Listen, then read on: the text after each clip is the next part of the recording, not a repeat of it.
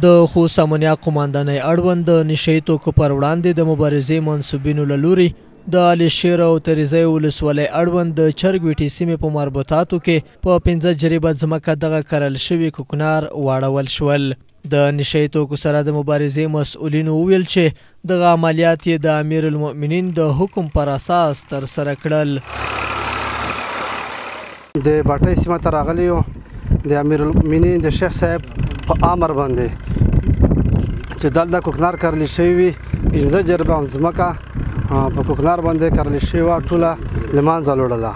موږ به هیڅ چاته اجازه ورنه کړو چې په دا سیمه کې په دغه وطن کې کوکنار وکرلی شي.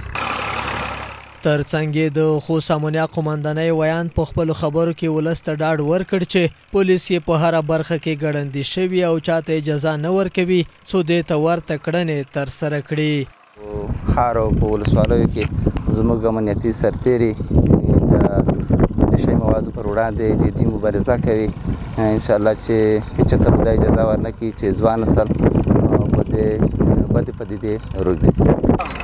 په دغه کړنه د ځمکې څښتن پښیمانتیا ښایي او زیاته یې کړه چې د دغه بوټي له زیان نه خبره و. دلته یوه په دغه منځکه کې یو څه نه څه کوکنار راشنده سوي وو. هغه حکومت اسلامي چې راغی بیا هغه وویل چې دا ممنوع دي دا بند دي او له خیره سلامتګۍ سره موږ په خپله طبع دوی سره په خوشحالۍ هغه هم له دې ځایه لرې کړل. او نور له دې وروسته به بیا نه دا څوک دا کار وکړي او نه به بیا تکرار.